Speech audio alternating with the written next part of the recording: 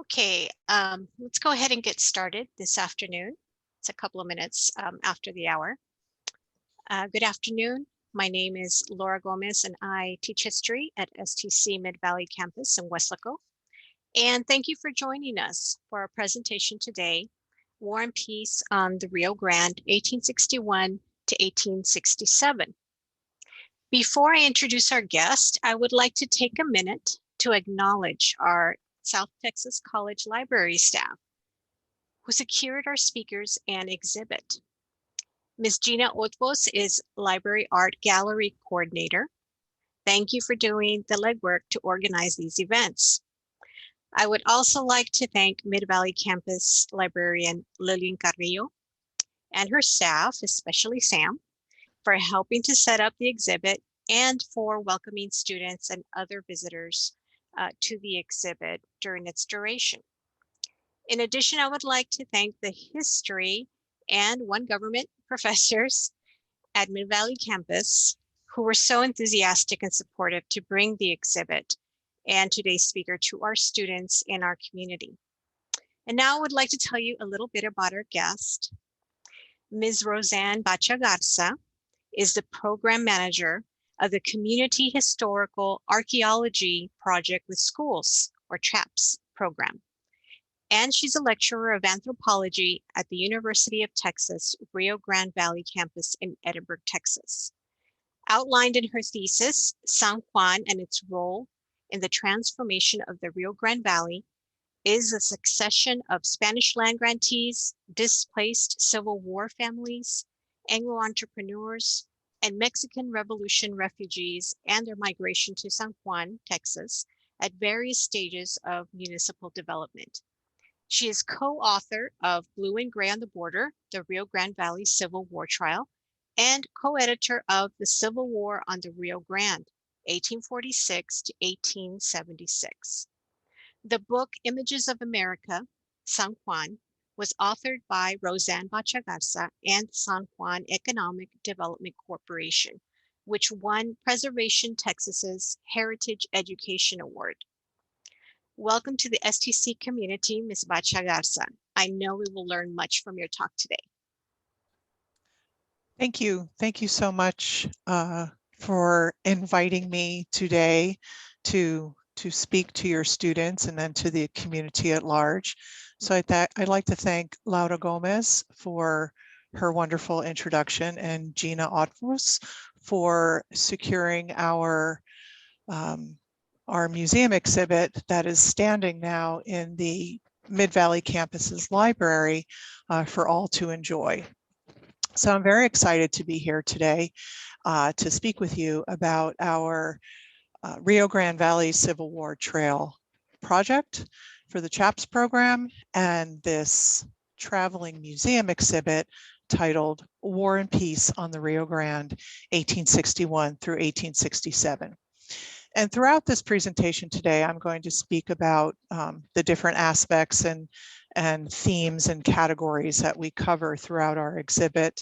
But I also want to make a point that we at the CHAPS program are very interested and dedicated to preserving the history of the Rio Grande Valley of Texas so that our community members and people across the world can enjoy our very unique and interesting and historically significant history that has happened here along the Rio Grande, along this US-Mexico border and in this region that we all call home. And so how we've had opportunities throughout this project to tell this story and create artistic items such as a traveling museum exhibit and other creative products throughout, and I will be touching upon those throughout the presentation. So let's begin. First, I wanted to introduce you briefly to our team, the design and development team for this wonderful museum exhibit that we have standing there at STC. We have several professors that are affiliated with the CHAPS program. Dr. Christopher Miller is one of our associate directors, and he is a professor of history here, specializing in Native American history, history of law. Dr. Russell Skoranek is the founding director of the CHAPS program. He is a professor here of history and anthropology, and his specialty is underwater archaeology, as well as Spanish colonial settlements. And Dr. Irving Levinson is a professor of history here at UTRGV, and his area of specialty is Mexico and Latin America. And in particular, his contribution to this has to do with the Civil War raging south of our border during our American Civil War. And then Dr. Charles Waite is also a history professor here at UTRGV, and he is his area of specialty is Texas history, and he also has experience developing museum exhibits in his past. And then we also pulled in some outside consultants, one of our friends at the National Park Service, Doug Murphy, who also has, he's an author, an acclaimed author, and was responsible for developing the museum exhibit at Palo Alto Battlefield National Historic Park in Brownsville. And then Karen Fort is a regional historian and author, and as well as Tom Fort, who is the Museum of South Texas History's senior historian, and clearly the tremendous amount of experience developing museum exhibits. So my advice to students right off the bat is put together a good team of people when you want to accomplish a project, and you will gain success. I have to attribute our success with this project to all of the people here on this screen, because without even just one of them, we would not have been able to get as far as we did with this project. So one of the mantras of the CHAPS program here at UTRGV is to share our research and provide, share our research with the community, but also to provide experiential learning opportunities for our students. So as we were about to launch this museum exhibit in the spring semester of 2019, we developed a special course cross-listed between history and anthropology. And we had students, upper level undergraduate and graduate level students, take this course where they did have to do some rigorous reading and a little bit of writing. But what they learned in the end from this course was how to be curators and docents with our museum exhibit. So what you see here are our students erecting our War and Peace on the Rio Grande museum exhibit in our University Visitor Center in February of 2019. And so all of these students can put on their resume that they have experience installing an exhibit. And then part of their duties as a student in our class was to conduct tours and man the exhibit, so to speak, where they all took turns and certain hours of the day and certain days of the week throughout the semester manning this exhibit. So this was kind of fun for them as much as it was for us to really share everything that we learned about the Rio Grande, about the Civil War events that occurred here in the Rio Grande Valley of Texas during that period of time, sharing that information with our students and then watching them blossom into great storytellers, people who could take ownership of this exhibit and guide the visitors through the exhibit and talk to them about what they've learned in class. And the more you do that, the more you learn about that subject. So this was a really great experience, not only for us as the design and development team, but for the students who participated with us as well.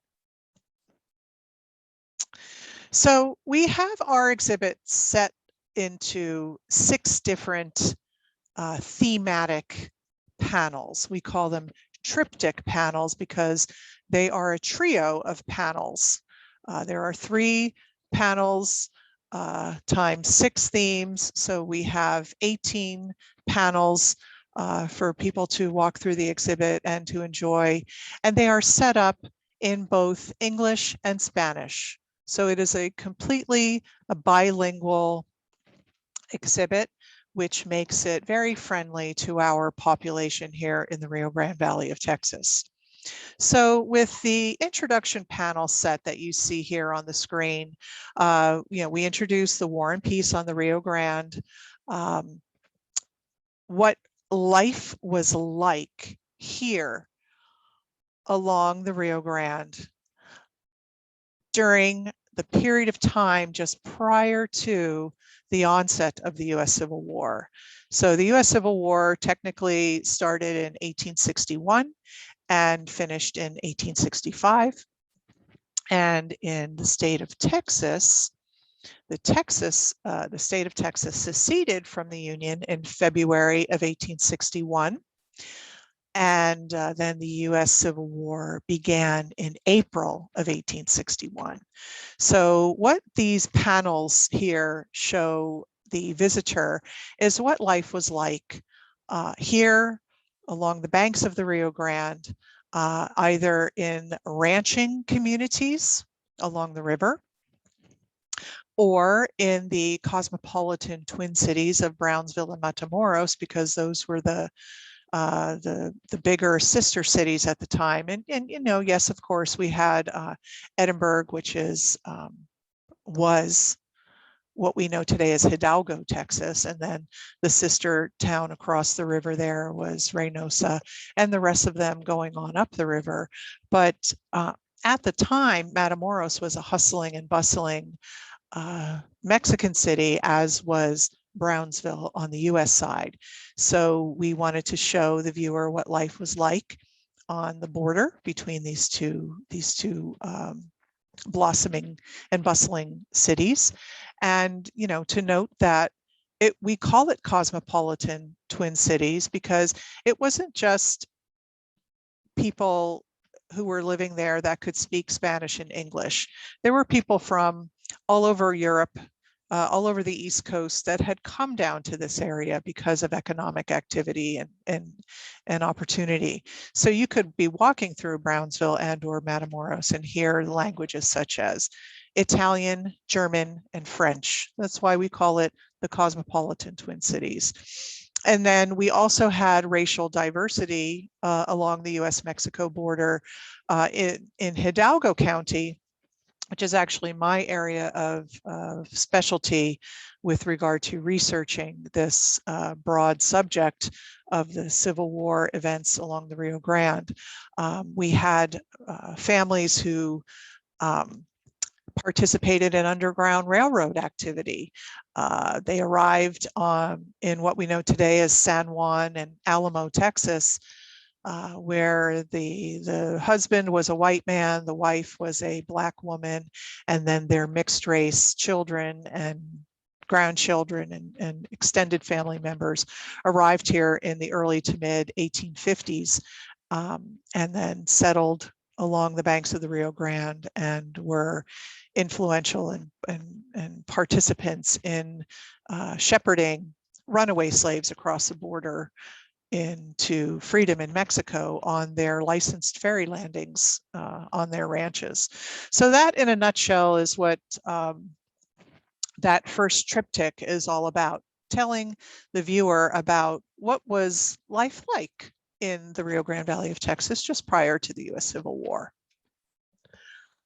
Then we move into the reason why we had events occurring here along the Rio Grande during the US Civil War. And that was because there was a lot of enterprise happening, a lot of business, a lot of trade and commerce. And we had and we still have, but we had a product at that time, actually two products, called cotton and salt. And that's what we refer to as moving white gold. And so the Rio Grande at the time, and today it's still an international waterway. So with the Union forces wanting to squash the activity of the Confederate forces, they couldn't do that along the river here. They couldn't do that along the Rio Grande because steamships were moving up and down the river, and they were transporting cotton. They were transporting salt and other war material on these steamships, but those steamships were flying the Mexican flag on those steamships. So therefore, Union troops, even though they came down here to try to blockade Confederate activity and Confederate trade and commerce, they couldn't, because that would have been an act of war on Mexico had they boarded any of these ships. So what we see in these panels here is a description of how white gold was moved up and down the river. We also refer to this region as the back door to the Confederacy, because without the trade and commerce that happened along the Rio Grande, that today totals approximately $2.9 billion worth of commerce. It was about 160 some odd million dollars worth of commerce and trade back then. But imagine the Confederacy without what we know today as $2.9 billion in order to fund their cause and keep the war going. So without the trade that was happening here along the Rio Grande, there would have been, the Confederacy would have folded a lot sooner. And then the panel on the right speaks to the different entrepreneurs that were very successful in their business efforts down here along the Rio Grande. People such as Richard King and John Vale and Mifflin Kennedy and Charles Stillman and John McAllen. These men were all down here prior to the US Civil War. They were down here actually during the Mexican-American War, and had established themselves in businesses either together or independently, and on both sides of the river actually, and were very lucrative businessmen. So these folks definitely profited from the war efforts here along the Rio Grande, and there are places that are still visitable in the Rio Grande Valley of Texas. You can go to King Ranch, which is a few counties north of us, but you have the John Vale house in Roma that is still standing, and it's just recently been renovated. You have the Charles Stillman house in Brownsville, where the Brownsville Heritage Association houses their museum. And in Rio Grande City, the Mifflin Kennedy warehouse is still standing. And then, of course, John McAllen, who is the namesake of what we know today as McAllen, Texas, and his wife, Salome Bailly, were also part of that trade and commerce and entrepreneurial spirit of that particular point in time. And so as a history professor, or I've taught history here, History 101 and History 102 here at UTRGV, the US History Survey courses, and other professors that I've spoken with here often ask about, what was happening on the other side of the border, what was happening south of the border during certain periods of time that we study in US history. And during our US Civil War between the years of 1861 and 1865, there was a lot going on across the river in Mexico that did have an effect on things that were happening here. So with this triptych, graciously developed by Dr. Levinson here, we have different viewpoints and different ideas of what was happening south of the river with regard to their civil war. So you had the Republic of Mexico and their Republican Army, meaning the Republic of Mexico's army. And you know, they were loyal to their leader, and they were loyal to Benito Juarez. And Benito Juarez was interested in siding with the Union at the time and President Lincoln, because we were their neighbors. And as a strong neighbor, we would be able to help them through difficult times. So Juarez was interested in our country being a strong and unified front. And so that friendship between Lincoln and Juarez, you know, rang true throughout the years of the Civil War. And I know that there's actually a high school, I think in La Jolla, called Juarez Lincoln High School. So I don't know if any of you in the audience actually went to that high school, but that's the reason why your high school is named that, as a reflection of what was happening during the US Civil War here in the Rio Grande Valley. And then you had European imperial leaders coming in and infiltrating Mexico and trying to take over. And they were that we call them the Imperial Army. And they were loyal to Emperor Maximilian. And so that whole group across the river, those two groups were fighting with each other during this period of time as well. And the Imperial Army and Maximilian was siding more with the Confederate forces on this side of the river, because to them, a divided United States would be easier to conquer and easier to deal with. And so the imperial forces were definitely friendly with our Confederate forces here on this side of the border.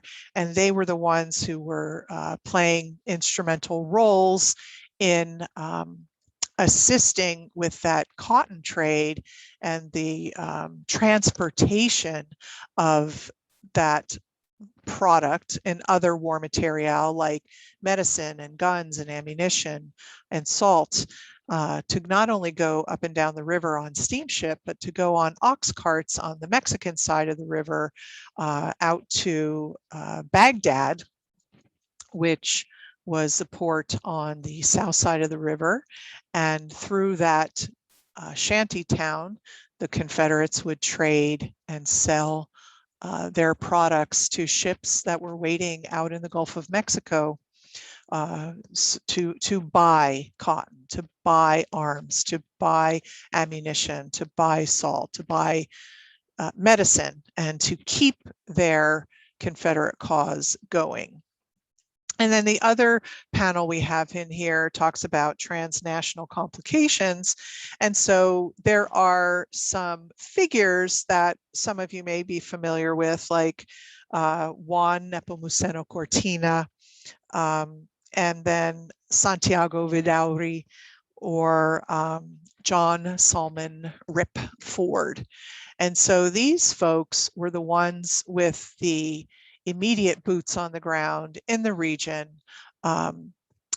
trying to create a balance between what they needed, what was going to be successful with regard to battle, and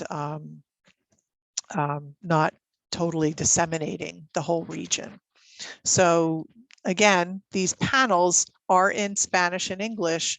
So if you are if you have any relatives from south of the border or from this side of the border who would rather read it in Spanish, please bring them to the exhibit. This might be particularly interesting to them. And then another subject matter within the triptych panels that we have in this exhibit have to do with the different wars, the different battles that and skirmishes that occurred during these years. And so we have down here in the Rio Grande Valley of Texas what we like to refer to as the bookend battles. So as the first battle of the Civil War was being fought at Fort Sumter in South Carolina on the East Coast, there was a battle that was occurring along the Rio Grande at El Clareño Ranch in Zapata County, also in 1861, April of 1861. And so, and then the last land battle of the Civil War was at Palmito Ranch Battlefield in May, in the middle of May in 1865. So that's what makes this region of the United States very, very unique with regard to Civil War history. And this has been largely ignored and overlooked by, you know, a plethora of Civil War historians. Often we get maybe a page or a paragraph at the end of the book talking about perhaps the last land battle of the Civil War. But considering the trade and commerce that occurred during these 4 years along the Rio Grande and how important that was to the Confederacy, and that's what we found in our research when we started this project back in, I think we launched it in 2015, but we really started doing the research and preparations for it in 2013. You know, realizing the sesquicentennial observation of the end of the US Civil War was coming up in the year 2015. Back in 2013, we thought, you know, we have enough time.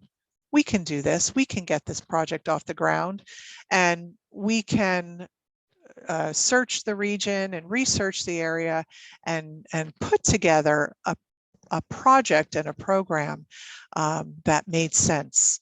And we were able to do just that. And we did launch this project in February of 2015 in time for the sesquicentennial observation. There was more of an official one in Brownsville at the Palmito Ranch Battlefield in May of 2015 as well. So when you go to our exhibit and you take a look at these different battles and skirmishes that occurred along the Rio Grande, you know, keep in mind that this is a place where we all live. We are from, our parents, our grandparents and great-grandparents are from the region. And so this is an area of the country that we should be very proud of.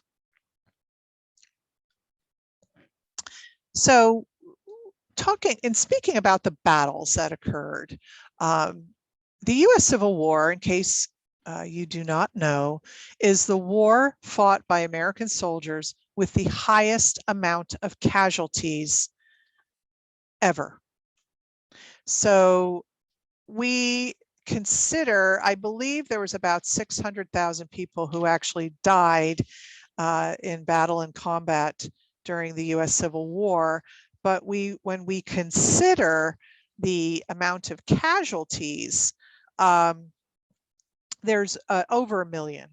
So there was over 600,000 Union casualties, and that includes deaths and people who were permanently disabled or maimed. And then in the Confederate side, we were closer to 500,000 casualties as a result of the US Civil War. So it was quite devastating. It was quite bloody. And it was it was one for the ages. So what we want to consider is that if the Union had been successful in blockading the Confederate trade along the Rio Grande, even just 1 year earlier, how many lives would have been saved? And I don't have an exact answer, but the general answer is when you calculate the different battles and how many people died all across throughout the entire US Civil War, there's at least 100,000 people who died in the last year of the US Civil War battle years. So if the Union would have been successful in blockading this cotton trade and this salt trade and all the trade that was going up and down the Rio Grande, all that trade and commerce, if the Union would have been able to successfully blockade that just 1 year earlier, over 100,000 lives would have been saved. So think about that. It's quite compelling. So then we have this triptych panel with regard to Tejanos in the US Civil War. And interestingly enough, Tejanos mustered into the Confederacy and Tejano soldiers mustered into the Union Army. So it's interesting that you have people who have been living in this region, and these soldiers are descendants, many of them are descendants of Spanish land grantees. So they've been living and ranching in the region for quite some time. But they, and then keep in mind, in February of 1861, the state of Texas seceded from the Confederacy. So all who lived in Texas, all who lived on the north side of the Rio Grande along the border became part of the Confederacy. But this particular region wasn't too involved in battles and skirmishes as they were in other northern parts of Texas. And then, of course, on the East Coast, on the east side of the Mississippi. So it was still pretty quiet down here in the beginning, but there were periods of time where the Union Army took over our region from the Confederates, and then the Confederates took back over the region from the Union Army. And so, and during those periods of time, you know, they were in our region recruiting soldiers to go into these forces. So you had Tejanos in the Union Army mustering into the 1st and 2nd regiments of the Texas Cavalry. And then you had Tejanos in the Confederacy who were mustering into either Benavidez's regiment up in Laredo or other smaller units down here called Captain Thomas's Company of Partisan Rangers or Trevino's Partisan Rangers. And I'm going to talk about that in the next slide. I also want you to take a notice of the artwork at the center of the center panel at the bottom. And so this is where we incorporate art into this traveling museum exhibit. So we have a wonderful designer in our University Marketing and Communications department. His name is Daniel Cardenas, and he was the one responsible for designing and developing artistically this exhibit with regard to graphic design.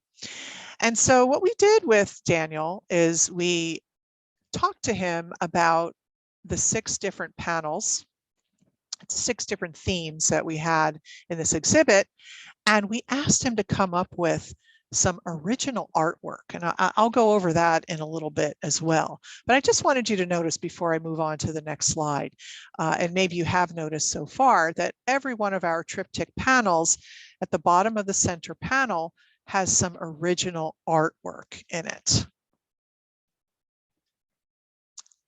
So what makes mustering into the Confederacy very unique, or mustering into either the Union or the Confederacy very unique to our region, is that you have people who are related to each other.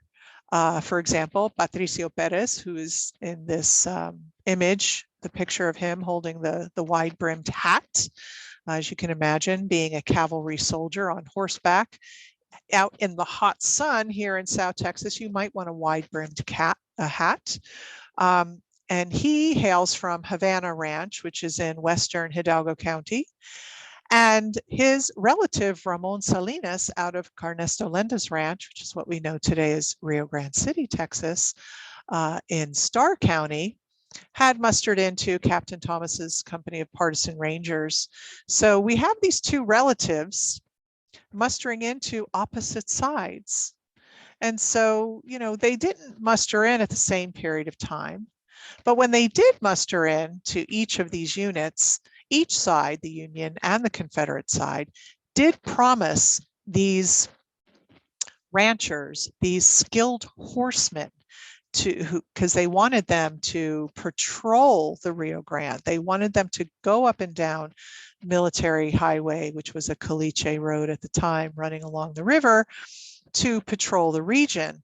But they also promised them money.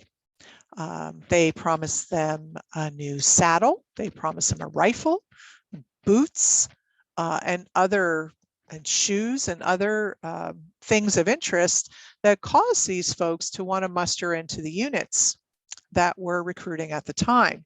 So it was more opportunity that presented itself to these soldiers who enlisted. It wasn't necessarily their dedication to either the Union or the Confederate cause.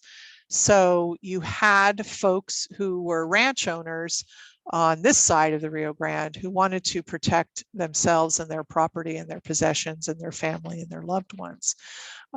So they mustered into these units, even though you know, they were on opposite sides. And the item in the center, which is Abraham Rutledge, his mustering into the Confederacy is of particular interest because he was part of those mixed race families that arrived along the Rio Grande just prior to the US Civil War. And he was married in spirit to a woman who was half Black. And then they had children together who were also part African American. And so you might be wondering, why would this person muster into the Confederacy if part of what the Confederacy was fighting for was their right to hold slaves? And this family, this Jackson family in particular, who came here in 1857, 1,000 miles from Wilcox County, Alabama, in 5 covered wagons with the Jackson family members. As I told you, the husband, Nathaniel Jackson, was white. His wife in spirit, because they couldn't get married legally in the United States at that time, Matilda Hicks, was an emancipated Black slave. And then together they had 7 children. And she had 3 daughters from a previous union. So Nathaniel and Matilda and their children's spouses, and their grandchildren all made this journey to the border. And imagine arriving here wanting to live in peace and freedom, you know, being able to buy land and live and sustain yourself and your family, and not worry about the ugliness of slavery and discrimination and whatnot. And then all of a sudden, a few years later, Texas secedes from the Union, and all of a sudden they're living in a Confederate state. And so Abraham Rutledge and several other members of the Jackson family and other members of the Weber family who settled a few miles away, also mixed race family, had mustered into this unit. There were slave catchers running around in the region who were Confederate colonels. So it is my theory that these folks mustered in to this Confederate unit using the old adage from The Godfather to keep your friends close, but your enemies closer. And so this way, if they knew that Colonel Rip Ford or Santos Benavides was coming around looking for slaves to catch, they could send their family members and their loved ones across the river to hide out for a while in Mexico, where there was no slavery at that time. And then they could keep an eye out for their property and their possessions, their cattle, their horses, their mules, you know, whatever they owned, they could protect their property. And Captain Thomas's company of partisan rangers at that time was only a unit that was operational for 4 months. So between December of 1862 and March of 1863, you know, today that's a blink. These folks were mustered into this unit during that period of time. And then we have the US colored troops theme in our triptych panels. And so we have US colored troops who were stationed along the Rio Grande. Many of them came down in 1864. Many of them fought at that last land battle of the Civil War at Palmito Ranch in May of 1865. And keeping in mind that that last land battle of the Civil War occurred after General Lee surrendered to Ulysses S. Grant and after supposedly the US Civil War was over. However, the president of the Confederacy was on his way to Mexico to regroup with people who had also fled across the border, so they could regroup with those Imperial Mexican forces and, you know, get support from them, come back over the border and start the fight again. So those US colored troops who were sent to the border to secure the border were also responsible for preventing the Confederates from coming back over the border. And so after the US Civil War was finally deemed over, they were considered an army of occupation along the river, and it was their responsibility for reconstructing all of the border forts along the Rio Grande. So they were stationed here through 1867 as US colored troops, and then they continued to stay along the Rio Grande at the various forts. Well, for in our region, Fort Brown in Brownsville, Fort Ringgold in Rio Grande City, Fort McIntosh in Laredo, but they were stationed continually on up through you know, Fort Davis, Fort Duncan, the rest of those forts along the Rio Grande as Buffalo soldiers. And so that's how the evolution of the US colored troops occurred down here along the Rio Grande starting in the US Civil War years. So they were very important to the war finishing up here along the Rio Grande. And then I just want to make note on the further right panel is it's actually one of our UTRGV students dressed as a reenactor. So throughout the exhibit, you'll see individual soldier panels dressed as various versions of Union and Confederate troops. And so again, considering that we have incorporated art into this study, I just, for those of you who are artists or who are interested in art, we have created a numbered series of sketches signed by the artist, printed as glisse prints on special fine art paper. And Daniel Cardenas, who is the artist I was telling you about from our University Marketing and Creative Services division, you know, this is the progress in which, or the process through which he created his art for our museum exhibit. So in speaking with him, in a meeting, he came up with this sketch on the top where we wanted to talk about cotton trains, or mule, meaning mule trains, or horse-drawn carts, ox carts, carrying cotton down from states like Louisiana and Arkansas and up in East Texas, and they were making their way through South Texas, excuse me, past the King Ranch and through what we call the South Texas Sand Sheet, which for those of you who drive north to San Antonio or Corpus Christi and you pass by the Border Patrol station just south of Falfurrias, you will, if you look to the right and the left as you're driving north, you see a lot of sandy terrain. And so imagine these heavy ox carts or these heavy carriages being pulled either by ox, by mule, by horses through sand, and how difficult that must have been for them.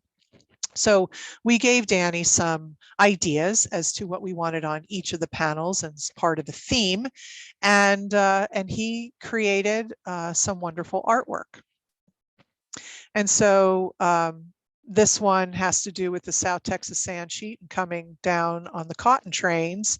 And then the other 4 that he developed are on each one of the sets of the triptych panels. So we have the battles and skirmishes, the Union forces versus the Confederate forces at Palmito Ranch Battlefield. That's his rendition of it in the upper left-hand corner. We have the U.S. Color Troops in the upper right-hand corner, where the 84th Regiment flag is in this image, and the different places the 84th had served, in addition to being stationed or camped at White's Ranch, Texas, which is right there at Boca Chica Beach, outside of Brownsville. And so you have the U.S. Color Troop on the right, and looking at this flag and it representing freedom to him. So someone who didn't have to pick cotton anymore. On the lower left-hand side of the slide, we have the Mexican imperial forces fighting the Mexican Republican forces in their own civil war south of the border during similar years in the 1860s. And then in the lower right-hand corner, we have the Tejanos in the military. So this is a Tejano Confederate campsite that is recreated by Danny for our exhibit. We have a museum exhibit guidebook. It's called, of course, War and Peace on the Rio Grande, and it flips from the English version to the Spanish version. And if anybody's interested, you can purchase it through lulu.com, and the link is down there, and it's the bilingual guide to this exhibit. So that's another piece of art and advertising collateral with regard to our exhibit. When you come to the exhibit, you can watch 2 different films. They run approximately 9 minutes a piece. One of them is called Cotton Times, and the other one's called A Letter from Roma. And Cotton Times talks about that trade and that commerce of cotton and salt and other war material during that period of time, and how that the proceeds from the sales of those items went to keeping the Confederacy afloat during those 4 years. And then A Letter from Roma talks about one of the U.S. Color Troops who was stationed in Roma in 1864 through 1867, and some thoughts that he had that he wrote home in a letter from Roma. When you do go to this exhibit, this is I think by far, this is the favorite part of the exhibit, at least for the school-age students in the area. This is our Tejano Soldiers Veteran Memorial Wall. And a lot of students flock to this part of the exhibit because they're wondering if they might have a relative that fought in the US Civil War. They might see their name up there. So all of these are listed in alphabetical order by Union troops, and then by Confederate troops, and then by independent partisan rangers. So please take a look at this. Maybe you're related to somebody who fought in the US Civil War. And then one of the stories that has stemmed from this research is the Underground Railroad like activity. You know, we didn't have a conductor like Harriet Tubman in the North, like they had in the North, going north to the northern states and into Canada. What we had down here were those two mixed race families, the Jacksons and the Webbers, who arrived just prior to the US Civil War and settled on these ranches in what we know today as San Juan and Alamo, Texas. But because of the Rio Grande Valley Civil War Trail project, activity that's been happening with regard to border wall activity down by these two ranch cemeteries, the Underground Railroad-like activity that passed through the Jackson Ranch and the Weber Ranch during the prior to and during the US Civil War has gained national and actually international attention. So not only have writers from the Washington Post and the Los Angeles Times, and then of course our local outlets like the Monitor and KRGV TV and KGB TV News, but I've also since been communicating with, I did a program on Noticias 22, Channel 22 in Mexico City. I've done WNYC radio, public radio out of New York City. I've done an NPR interview out of Austin. And so BBC The World out of London, BBC Mundo. And so this particular subject matter has gotten a lot of attention. And so thanks to this project, we are putting the Rio Grande Valley of Texas on the map with this very valuable historic information. Last year, I came to STC's Mid-Valley campus, thanks to Dr. Laura Gomez and the rest of her history professors at STC.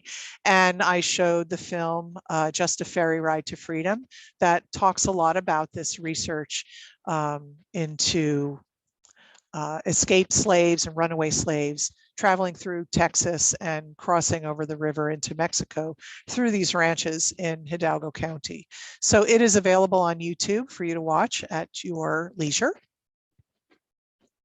And we've written a few books with regard to the Civil War in the Rio Grande Valley. And here they are on the screen.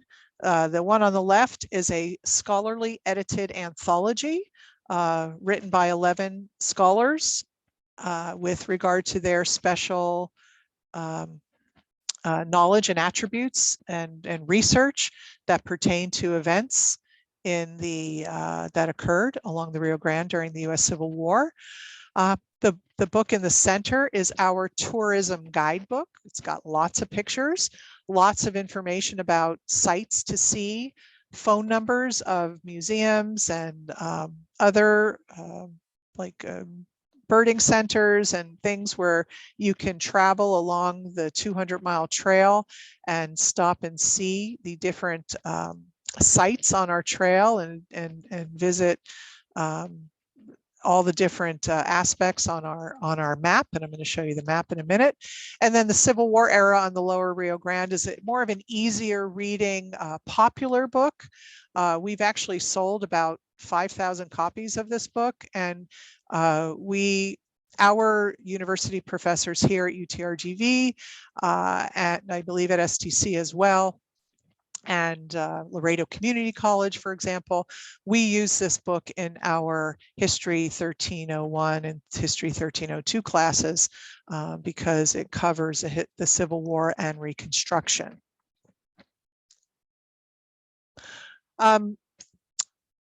Then we have our tourism guide map. That's bilingual also. So on the left-hand side of the screen, you can see what the map looks like folded up. And then if you open it up on the inside, you see the 200-mile trail between Laredo and Brownsville, or Laredo and Boca Chica Beach and Port Isabel. And we highlight all the different aspects of the trail on the map. And again, it is bilingual. And then our dedicated website housed by the University of Texas, Rio Grande Valley. You can visit us there at www.utrgv.edu/Civil War Trail. And you can take the trail. You can travel the trail in the convenience of your home virtually, not virtually, but you can listen to audio podcasts. We've got a lot of pictures. We don't have it set up virtually yet, but we might like to do that in the future. But this is something that you can do in the comfort of your own home, or you could come to the valley, or if you're already here, get a map. Please let me know if you want one at the end of this presentation. They definitely have some at the library at the South Texas College Mid-Valley campus. And you can drive the trail yourself. So I'd like to thank you for listening today. I hope you learned a lot.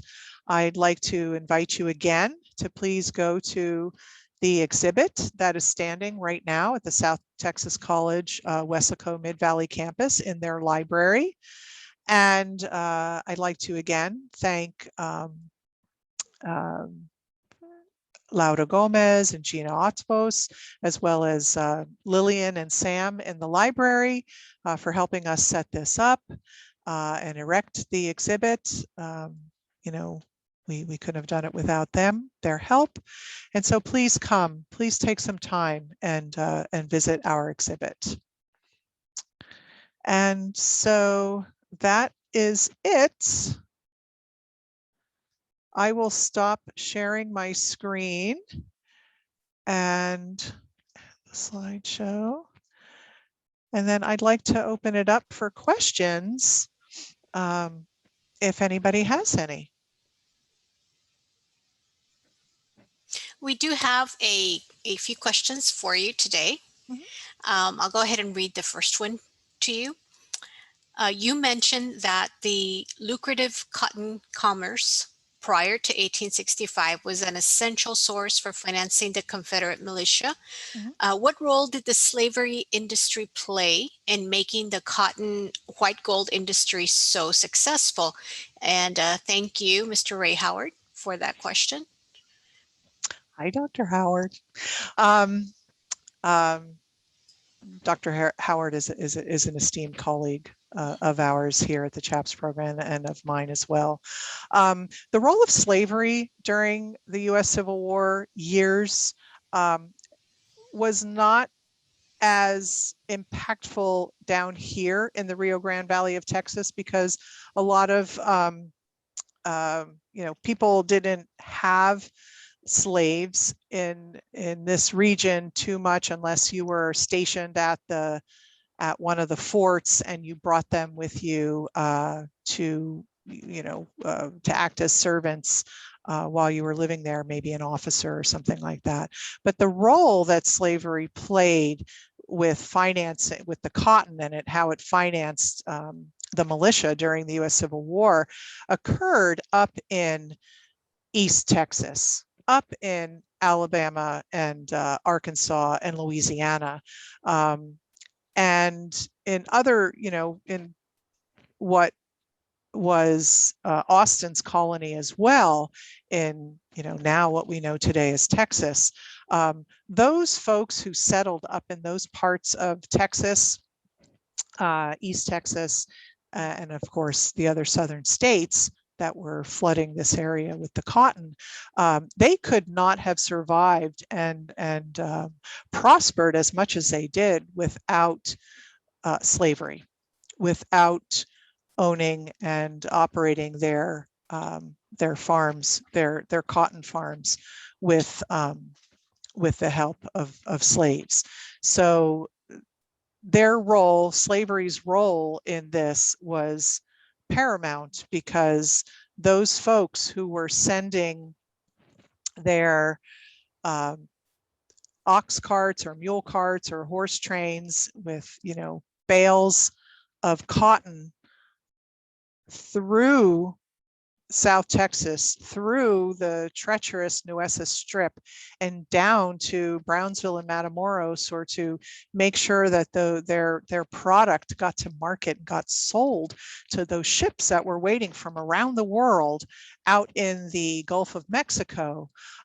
Even those slaves were the ones who were riding these ox mule trains all of those miles down from, what we know today in East Texas, like if you've driven north on Highway 77 and you pass the Buc-ee's before you get to Houston, that's Wharton, Texas. That's on the Brazos River.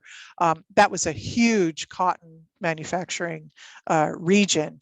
And so coming down to this area with that, some of those slaves were the ones in charge of riding these carts down and distributing this product so that the plantation owner could prosper. And sometimes a plantation owner would even they would have to arm those slaves to protect the product, because traveling through the Nueces Strip, it was not very heavily populated. It was difficult to traverse, but you also had Native American incursions and Native American attacks during those periods of time. And so that slave needed to be able to protect the property of the plantation owner. So, yes, there were situations where sometimes maybe the slaves just didn't come back. They saw how easy it was to cross the river, and that, people that they knew of already were successfully living south of the river, and they may have continued on from there, or they went back and spread that news amongst their population and inspired some type of hope for freedom in Mexico just by getting across the Nueces Strip, getting themselves to the Rio Grande, and being able to find freedom in Mexico. I hope I answered that question. I believe you answered two. Oh, the role of okay. cotton and was slavery prevalent here in the RGV during that time period. So during that time period, this was still focused on ranching, right? Because we didn't have the canal system. So Right. growing cotton would not have been. It was not a cotton producing region quite yet. Not like it is today, or has been in the last several decades. But yeah, we did not have the commercial irrigation back then that we do now. So the cotton was coming from northern, from points north of the river. Okay, so another question was, what was the Texas governor's position on the Civil War activities occurring along the Rio Grande River? Well, I personally haven't done a tremendous amount of research into that exact subject, but in other peripheral books that I have read, and other things that I have been researching, there was obvious support for the Confederate cause. So there was, the activity was definitely supported by whoever could possibly support it. And then as time went on along, as the Civil War went on, you had units like well, he was a captain and a major, then a colonel, Santos Benavides, out of Laredo, Benavides's regiment, and he went on to a pretty prominent political career after the U.S. Civil War. So his interaction with other governmental leaders during that period of time was paramount. And his unit was originally Colonel Duff's unit, but Santos Benavides wanted to become promoted to a general, and was trying to, by increasing his unit, his regiment, to a certain number. He didn't quite get up to that point, but not without the support of other leaders in Texas did the Confederacy survive and prosper during that period of time. So Texas was a Confederate state, and up in the San Antonio area, in Austin, there was definitely support for the Confederacy and what was happening down here.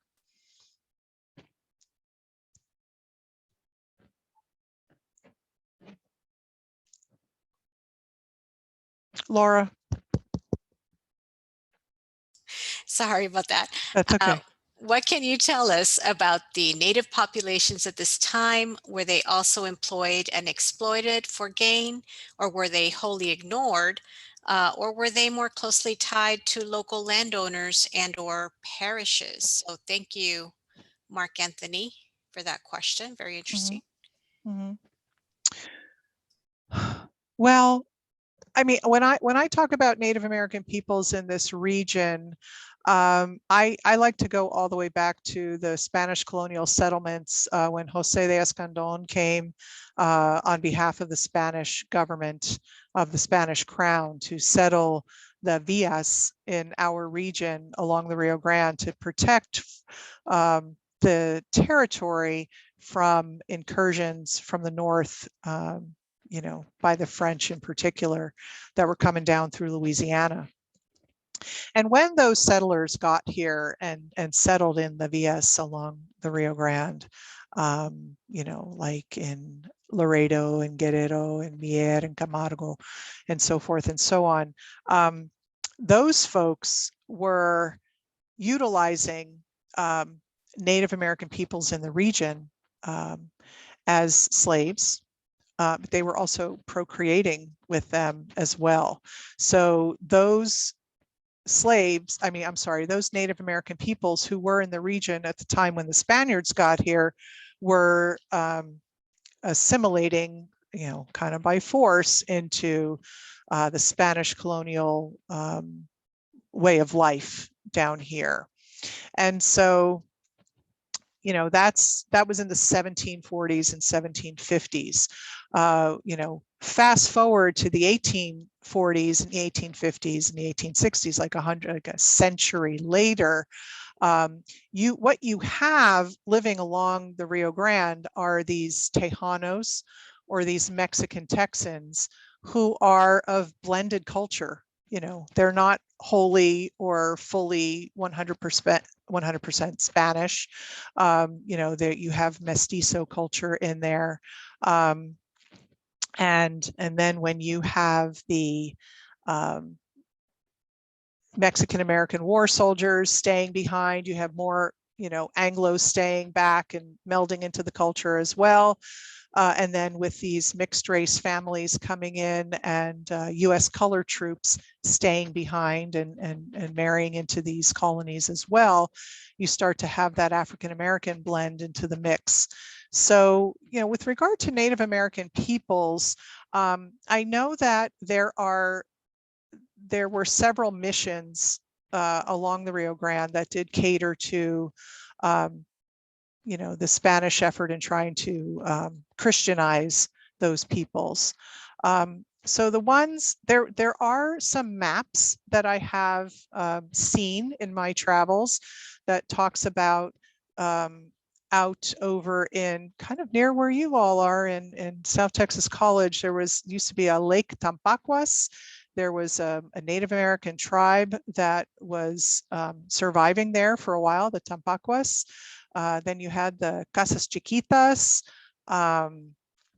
You had the carizos, you had the come crudos, you had the narices, los negros.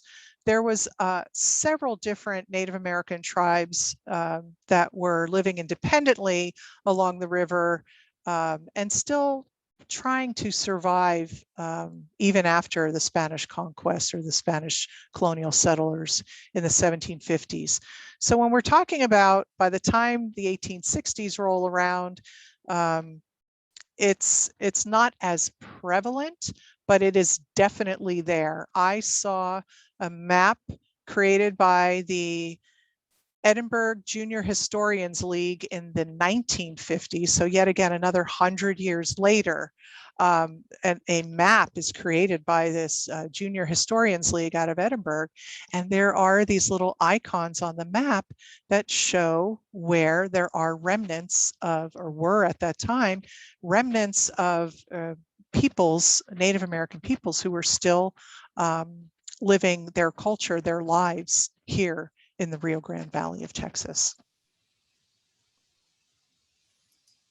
Let me check the Q&A. What role did the U.S.-Mexican War play in encouraging Tejanos in the RGV to fight for the Confederacy? So thank you, Dr. Smith, Dr. Brian Smith. The Mexican-American War to fight for the Confederacy, Tejanos. Well, okay, I just read a book, and you might want to read it too. I just wrote a book review for interestingly enough, the book is called War and Peace on the Rio Grande Frontier, 1830 to 1880. And the author does a fantastic job in painting the picture of, chronologically speaking, of what life was like in this border region between 1830 and 1880. So obviously the Mexican-American War happens within those years, okay? And so there are different mindsets and different attitudes that had emerged in the country of Mexico after the Mexican-American War and some of the atrocities that had happened along the way of different marches by some of the U.S. troops as they marched down from Corpus Christi and then across the river into Mexico and then onward to Mexico City. So the gist of the book, and I don't want to say this in a nutshell because that's really not what I mean. I want you to read that book because I think you will wrap your arms around the mentality of the peoples that were living in this region during that 50-year period of time. And so there were all kinds of different friendships and alliances and people who were fighting against each other as well. And then there was had a lot to do with trade and commerce. So I don't think I can answer the question as to, simply as to say, well, a lot of the Mexican nationals who were involved in the Mexican-American War and witnessed these atrocities and these marches and the devastation that they witnessed were automatically against the United States and therefore wanted to fight for the Confederacy. I don't think that that was the case at all. I think that like I said in the presentation, at least the Tejano soldiers on this side of the river were really more interested in protecting themselves, their loved ones, their possessions, their property. And some of these Tejano soldiers were also really from south of the border anyway. So when they didn't like either what the Union troop that they were in, maybe they weren't getting paid, they weren't receiving what they were promised, they said, you know, the heck with this, I'm just going to go back over the border. And the same thing happened with the Confederate troops as well. So, you know, it's, I think that question is difficult for me to answer, but hopefully if you do read that book, I think it'll open up, you know, your mind and be able to wrap around, you know, put yourself, you know, romanticize, and I don't mean in a loving way, but close your eyes and think, what was it like to live in this area? What was it like to function in that period of time?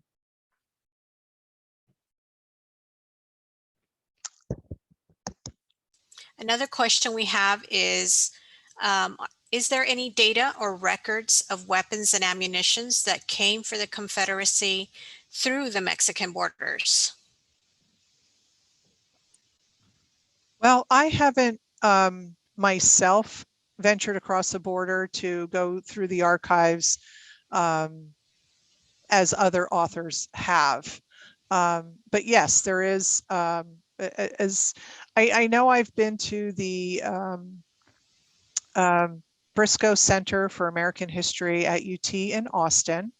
And I went through the Jose San Ramon papers there, and he was a merchant from Spain who functioned on both sides of the border in Brownsville and Matamoros during the, at least during the US Civil War and prior to and after that. And so when you look through these ledgers, you don't see it written down, oh, you know, rifles for the Confederacy on there. It's not written exactly like that, but it's written in certain ways where, you know that ammunition or gunpowder may have traveled in different cargoes, like for example, with coffee or other products that happen. So I am not as knowledgeable as I would like to be about that, but yes, there are ways in which to calculate, you know, the value. I know that Dr. Levinson did it. If you do take a moment to watch our film called The Cotton Times, or if you buy one of our books and read Dr. Levinson's or Mary Margaret McAllen's chapter on trade and commerce along the Rio Grande during that period of time, there's information in there that could help you with the answer to that question. Do you have time for another question or two? Yeah, sure. Okay. Ulysses S. Grant believed that the Civil War was a result of the Mexican-American War. Have you seen any correlation between both wars here in the Valley? Thank you, Mr. Munoz. Yeah, I don't necessarily think I have. Not to say there isn't, but when you look at the National Historic Landmarks of Palo Alto Battlefield, Resaca de la Palma, I think we have 4 of them here. And then, of course, Palmito Ranch Battlefield, the last land battle of the Civil War. I feel like there's one more. Oh, Fort Brown in Brownsville. Just in Cameron County alone, there's 4 National Historic Landmarks. But Fort Brown, Resaca de la Palma, not Palmito Ranch, Palo Alto Battlefield, all experienced a lot of death and devastation, you know. And so what is unique and special that we have highlighted in our Rio Grande Valley Civil War Trail project is that Ulysses S. Grant was a lieutenant, I believe, as were, I want to say, another 50 or 60 of them in stationed down here during the Mexican-American War, learning battle strategies together. And fighting together in the Mexican-American War versus, you know, the Mexicans. And then what those folks did was they graduated and grew up throughout their military service into generals during the US Civil War and were fighting against each other. So it's very interesting how, you know, the Mexican-American War and the service of these generals, both on the Confederate side and the Union side, but their service, you know, a dozen years before during the Mexican-American War, and what they learned together turned into them fighting against each other, you know, 13, 14, 15 years later during the US Civil War. So I don't know if that answered your question, but I hope it did, at least in part. Okay, we'll do one last question from Dr. Smith. Do we know how many Tejanos fought for the North and how many for the South? Has anyone counted the numbers, perhaps based solely on looking at traditional Hispanic names? Yes, there is a book out there. I'll tell you the name if I can find it real quick without getting too distracted. There is a book out there that specifically lists all of the Tejano soldiers that fought in the US Civil War, not just in Texas, not just in the Rio Grande Valley, not just between here and Laredo and up, you know, the river, and not just in Texas, but across the country. So there is a book out there that you can, and if I can find it real quick by just flipping through some pictures here, that there was plenty of Tejano soldiers. So Dr. Jerry Thompson, who is a very highly respected professor of history at Texas A&M International University in Laredo, has written several books. I think you can stack the books next to this this gentleman, and they're as tall as he is. He's written so many books. But he's written Tejanos in Blue and Gray. He's written a book about Santos Benavides and Juan Nepomuceno Cortina. I believe his most recent book out there is called Tejano Tiger. And he was one of our collaborators for the Rio Grande Valley Civil War Trail, and is one of the authors, one of the 11 scholars who wrote a chapter in our scholarly anthology book called Civil War on the Rio Grande, 1848 to 1846 to 1867. And the reason we wrote that book, all encompassing of the Mexican-American War and through Reconstruction, is because we did feel that there was a lot that happened both before and after the US Civil War that was very important to the whole story and the whole picture, especially in this region of the country. But according to what I can recall from what Dr. Thompson has said in the past, it was around 4,000 Tejano troops that mustered into the Confederacy, and about 1,000 Tejano troops from the lower Rio Grande Valley that mustered into the Union forces. So it's, if that gives you any idea of the numbers, but if I can find this book, if I can't, I'll send an email to Dr. Gomez so she can pass it on to you. It's a book that really just lists all the different regiments and all the Tejano soldiers that were enlisted in these different regiments. And interestingly enough, I did a presentation last month for Viva in the Valley, and Dr. Howard's organization through the McAllen Public Library on US colored troops. And there were definitely, out of this book that I could find, Tejano soldiers that had mustered into US colored troop regiments as well. So, you know, when you talk about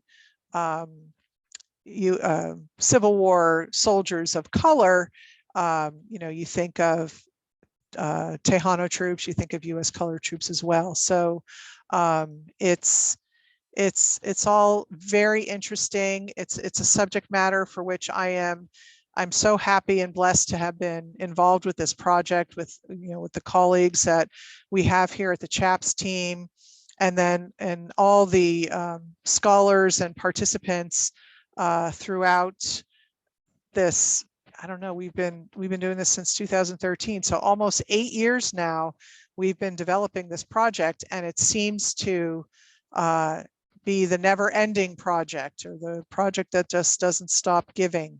So thanks to folks like yourselves who are interested in tuning into this, we are able to keep this project going strong throughout these last years, and there's no end in sight. So as long as people want to still hear about it, and they want to come visit the museum exhibits and things, and keep buying the books, I mean, we'll keep talking about it.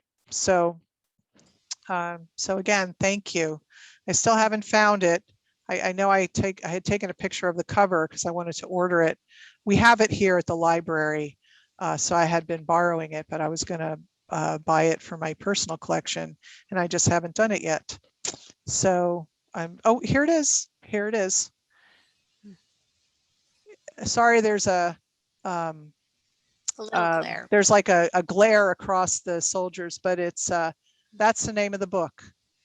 Hispanics in the U.S. Civil War. Yeah, okay. And it's by Ricardo J. Rodriguez, and it is a compiled list of men who fought for the Confederacy and for the Union. So there you have that in a nutshell. Well, thank you for providing us with that. Sure. I'm glad I found resource. it. Just in time. Yeah, just in time. Well, I want to thank you so much for giving us your time today. I'm sure that all of the participants heard a lot of interesting and new information that just helps us to appreciate the Rio Grande Valley just a little bit more, and really to see ourselves and the role that this place and that our ancestors played in the U.S. Civil War. Well, thank you for having me. I really appreciate all of your time and your attention, and not just you at South Texas College, but everybody who is who's tuned in today. I really appreciate that you're here and taking the time to listen. Thank you so much, folks, for joining us today, and thank you, Ms. Roseann Bacha-Garza. Thank you. We hope to keep seeing you in the years to come. And that ends our presentation today. Okay. Bye, everybody. Bye. Okay. I'm going to sign out now.